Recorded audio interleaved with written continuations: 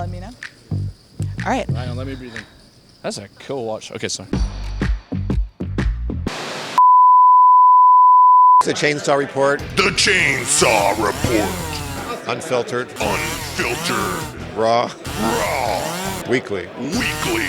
I'm Allen Kessler, the Chainsaw. He's Allen Kessler, the Chainsaw. Something you've been ripping on lately is online WSOP bracelets. Yeah, I'm not a big fan of those because I just played one today just to try it. And it might be, if people like that, that's fine. But there should be, when you go to the stats page, it should say WSOP caches. Then it should say online caches. Then it should say circuit caches. 3 different columns. But these people that have just padded all their stats with these online caches, it's not the same as coming in here and playing a live tournament for 3 days and getting a cache. They're playing like a turbo 1-day event and getting credit for it's quote unquote WSOP cache. It's a WSOP cache, but it's a WSOP online cache. They should have 3 separate columns when you go to the page. I'm going to talk to whoever's about that. Like Phil Hellmuth is getting the shaft because he's actually probably number 1 in WSOP caches, and he's not even in the top 5 because there's all these people that pad their stats with these online caches. So what are your thoughts on the online bracelet events? It's always nice so you can play at home and relax and, no distraction. That's like asking me if you like syrup on pancakes, Abby. I mean, everyone likes syrup on pancakes.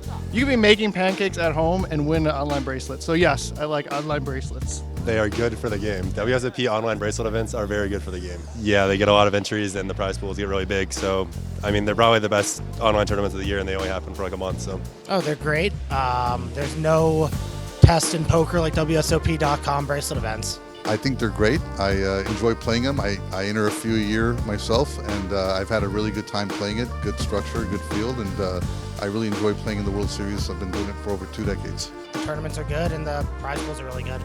Have you played any yourself this year? I have played almost all of them. I think I've cashed 1, maybe 2. Hopefully, maybe win 1. They were the best of the best pit their wits against each other in the online felt to win the coveted gold bracelet at the WSOP. Congratulations, Ben. I want to ask you what everyone is thinking right now, and that is, aren't you glad you didn't swap 1.5% with John Hennigan?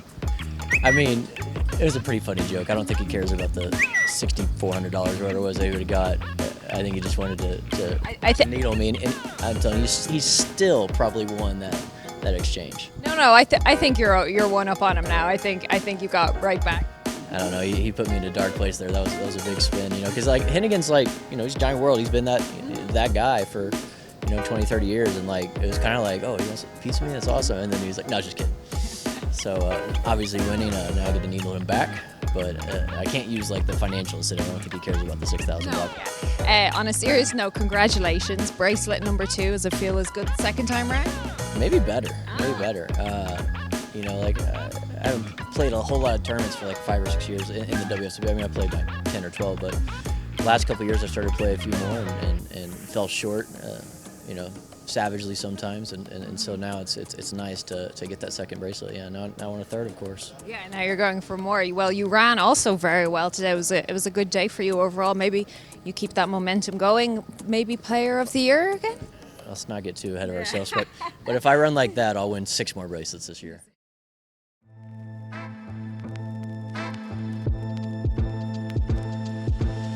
So can you tell me, what is a notable difference between a regular high roller versus a super high roller like the one you're in now? The first difference is the money. The money we pay for it is a lot of money, and of course it's a smaller field, super elite players with some recreationalists in the tournament. The players in this are just so much better. So you're playing much closer to the computer strategy. It's a much tighter atmosphere because you don't want to give anything away, you don't want to make mistakes, so players are really thinking through stuff. There's definitely a little bit of a difference in the field. There's a few more players that don't normally play the smaller events that are here. What motivates you the most? Is it solely the money? It's everything. Money, of course, is important, but also the competition. I love poker. It's probably my favorite thing to do, and getting to play at these stakes is just feels like the the pinnacle of that. So I love it for that reason, trying to play against the best. I need to feel really competitive in these tournaments to be happy with myself. I think for me being really good at my job is really important. So yeah, I just love the competition. I love to compete with these guys and these stakes. I like it too much. Do you remember your first high roller, and how has your play changed since? Well, my first high roller was a long time ago. I would say it was in Monte Carlo, 100K Monte Carlo, like 7-8 years ago. And yeah, my game and my play change every year. So I try to be better every year, and I hope I play better now than when I played my first high roller. I guess it depends on what you classify as a high roller, but the first tournament that I played that was like, you know, in this buy-in range, I do remember very vividly. It was 2018, the Super High Roller Bowl. I ended up getting second to Ike in it, and that was definitely a really cool experience for one of my first like super big buy-ins. And yeah, it's kind of just treat them all the same, honestly. Try to just play poker and forget about the buy-in. Hello, Poker News. I'm with none other than Jans Arends, who just won the 100K high roller, also took third in the 50K high roller. Can you tell me, what information did you think you brought to this final table in compared to the 50K? I think nothing else. I just ran a little bit better, I think, especially three-handed. Like in the 50K, it didn't go my way at all, and in this tournament, it was just every pot went my way. Especially the big hand against Adrian, where I cooled him. Yeah, that one was super important, and then it was my tournament, I think. So how does winning a live bracelet compare to winning an online bracelet? Yeah, it's a little less special for me. Like the 600 double stack was obviously a very nice tournament compared to this one. No, but yeah, like winning 100K is something else than winning an online bracelet. Although the bracelet really does look the same, but yeah, I'm a little bit more happy with this one. It's a little more special. Like there's people around. Actually see it. Yeah, and people can watch the stream, so that was a lot of fun. But yeah, so this one is a little bit more special. How does it finally feel to be validated by none other than Allen Kessler in winning a live bracelet? I think I saw him sitting there, but he's running late for the winner's pick, I think. I don't know why he didn't show up. Is he going to show up for the winner's pick? I don't think he will. I think even someone asked him, but I think it's a little bit humiliating for him.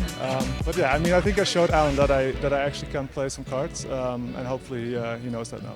And good luck to him in the tournament. I mean, is he even past the min cash? It's crazy. I think we are about to find out. Yeah.